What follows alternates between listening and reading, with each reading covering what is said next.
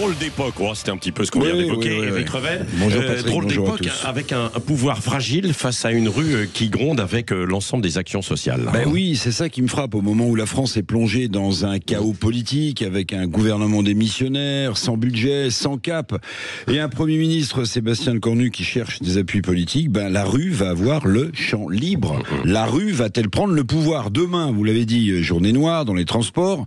Après le mouvement 10 citoyens bloquons tout du 10 septembre, ben les syndicats appellent à faire grève et à manifester donc demain pour, écoutez bien, contester les mesures budgétaires brutales annoncées cet été.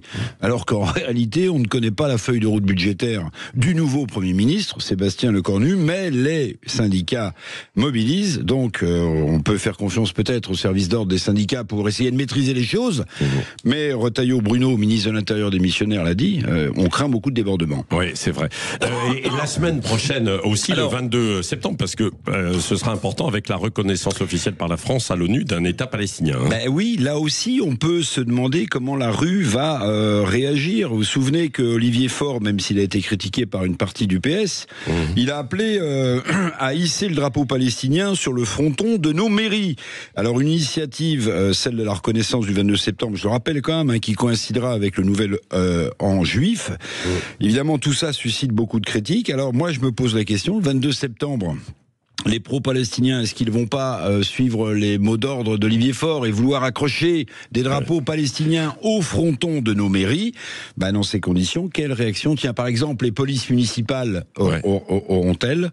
Le désordre risque aussi ce jour-là, Patrick, d'être fort. Oui, il y a des élus, des maires qui l'ont annoncé. Ils mettront la maire de Nantes, par exemple, elle va mettre le drapeau palestinien au fronton de sa mairie. Et puis, il y a une autre mobilisation, c'est vrai, celle des agriculteurs, la semaine prochaine aussi le 26. Mais oui, vous voyez l'enchaînement, le 26 septembre, donc la FNSEA, qui est le principal syndicat agricole, qui avait par le passé manifesté son hostilité à l'accord de libre-échange du fameux Mercosur entre les pays latino-américains et l'UE. Je rappelle que cet accord doit nous permettre d'exporter des machines, des voitures et du vin en échange d'entrées de viande, de sucre, de riz, de miel, de soja d'Amérique du Sud. Les agriculteurs, on s'en souvient, avaient dit non car ces aliments, estiment-ils, ne respectent pas toutes nos normes.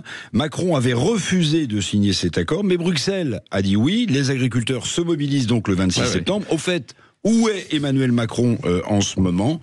Il est aux abonnés absents, mais j'ai pas de nouvelles. Ah, bon, écoutez, appelez, envoyez un petit message pour voir. Merci Eric Revel, vous revenez le grand débrief après votre invité politique. Bonjour Jean-François Aquili, tout à l'heure à 8h15. Oui, bonjour Patrick. Justement, avec David Lisnard, le maire des Républicains de Cannes et patron de l'association des maires de France. Nous rebondirons sur ce que disait à l'instant Eric Revel. Est-ce que c'est la rue qui prend le pouvoir? Et que vont faire les maires lundi avec ce drapeau palestinien? Est-ce qu'ils peuvent mettre comme ça Est-ce qu'il y a une consigne? Il y a une consigne, c'est ça. On va voir. C'est autorisé, ça. En tout cas, j'ai entendu la maire de Nantes, elle met le drapeau palestinien. Elle a dit, c'est cash. Peu importe les décisions du tribunal administratif. On attend ces précisions dans un instant avec vous à 8h15. Elisabeth Lévy, juste avant aussi, après le journal de 8h, on revient dans un instant. Et puis les chevaliers, évidemment, du matin.